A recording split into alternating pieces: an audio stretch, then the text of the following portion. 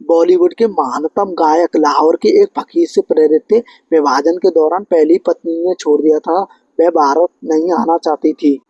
नमस्कार साथियों, मेरा नाम है लतीफ़। आज की इस वीडियो में मैं बात करूंगा साथियों मोहम्मद रफ़ी के बारे में। साथियों मेरे साथ बने रहें एंड तक इस वीडियो में। साथियों वीडियो को बिल्कुल भी स्किप ना करें। साथियों ज़्यादा देर ना करते हुए साथियों वीडियो को शुरू करते हैं। हिंदी सिनेमा के अब तक के सबसे महान गायक कहे जाने वाले मोहम्मद रफ़ी अमृतसर के पास एक गांव से थे और उन्हें बम्बई आने से पहले लाहौर में नाई का काम करते थे।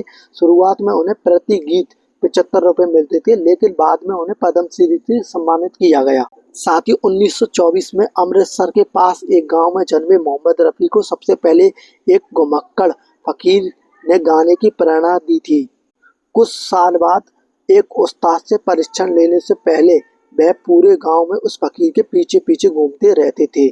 वह एक रूढ़िवादी परिवार से थे और उनके पिता जीविका के लिए गायन के विचार से सख्त खिलाफ थे।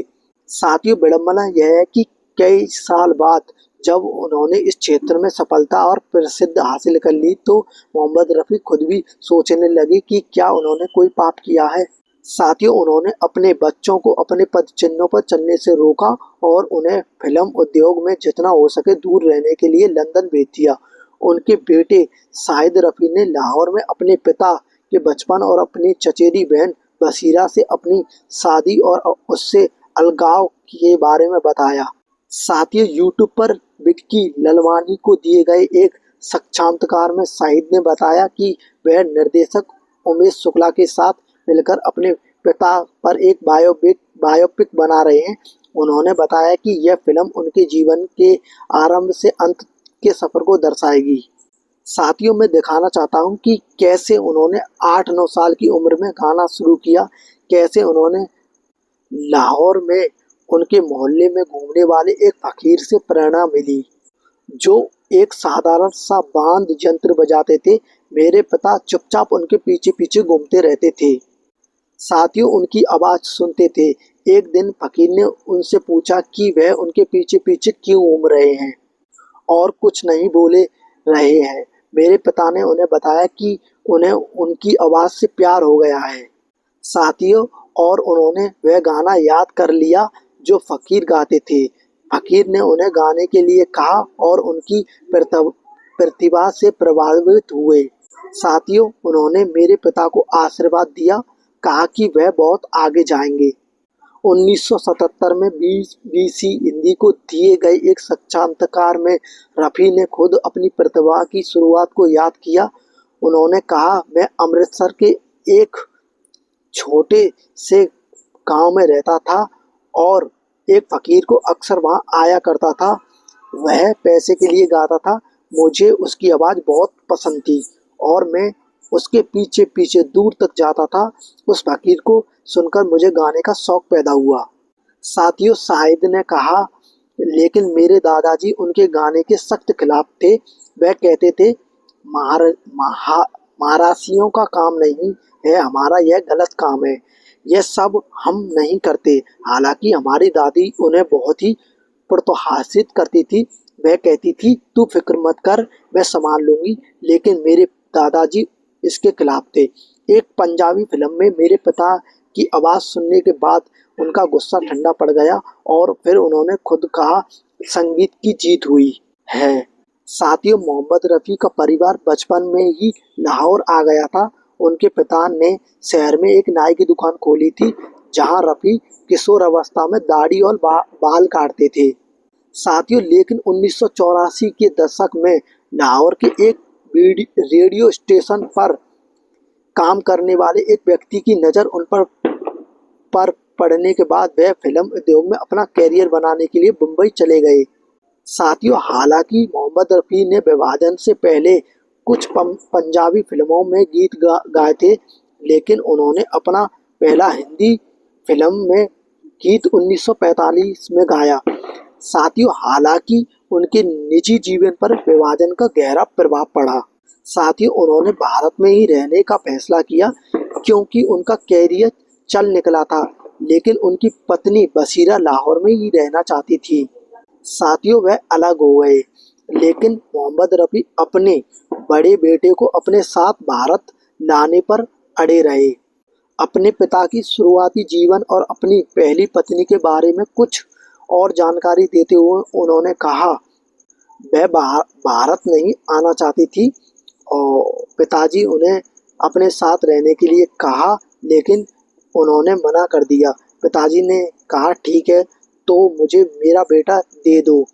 शाहिदा ने कहा कि उन्हें अपने जीवन में बहुत बाद तक यह पता नहीं चला कि वह उनका बड़ा भाई उनकी माँ का बेटा नहीं था।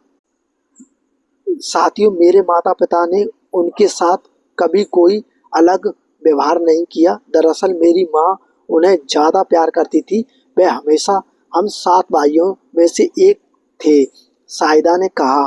साथियों, 1980 में अपनी मृत्यु से पहले कुछ हफ्ते पहले स्टार एंड स्टाइल को दिए गए अंतिम साक्षात्कार में मोहम्मद रफ़ी ने अपनी युवा अवस्था और अपने रूढ़िवादी पिता के बारे में विस्तार से बात की थी।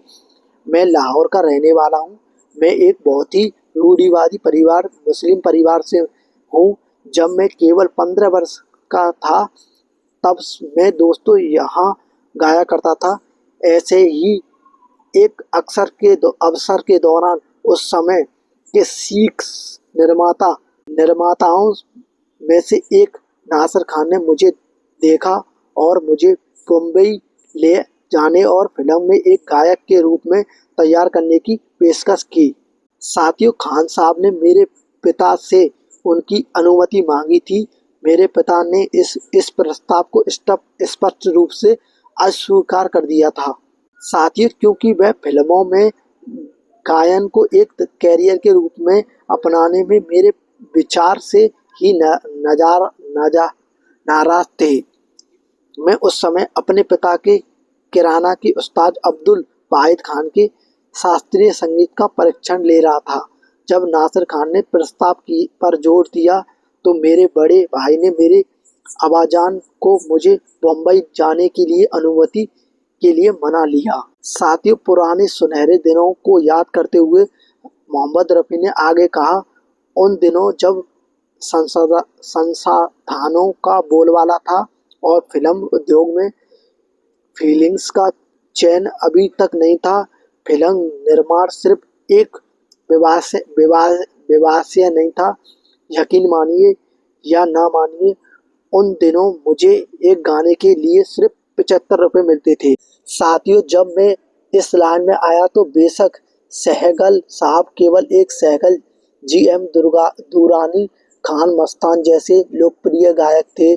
उनकी खूबी यह थी जनाब कि मुझे एक प्रतियोगी के रूप में देखने के बजाय उन्होंने मुझे एक सर्वश्रेष्ठ देने के लिए प्रोत्साहित किया। वास्तव में मुझे याद है कि पहली बार सहगल साहब से लाहौर में मिला था, जहां वह मंच पर एक संगीत कार्यक्रम के देने आए थे। आखिरी मिनट में माइक खराब हो गया था। जब इसे ठीक किया जा रहा था तो मुझे कुछ गाने गाकर दर्शकों को बांधे रखने के लिए कहा गया था। मैं तब केवल 15 वर्ष का था। मैं अभी तक नासिर खान का या श्याम सुंदर से नहीं मिला था। सहगल साहब ने उस दिन मुझे आशीर्वाद दिया और भविष्यवाणी की कि एक दिन ऐसा आएगा जब मैं एक मांगा जाने वाला गायक बन जाऊंगा। मोहम्मद रफ़ी ने कहा, गायक का 1980 में 1955 वर्ष की आयु में निधन हो गया। साथियों, आपको मोहम्मद रफ़ी की ये जानकारी अगर आपको अच्छी लगी हो तो वीडियो को लाइक करें, चैनल को सब्सक्राइब करें और अपने दोस्तों के साथ शेयर करें। साथियों, ऐसी इंटरेस्टिंग भरी हम वीडियो आपके लिए लेकर आते रहेंगे। धन्यवाद साथियों।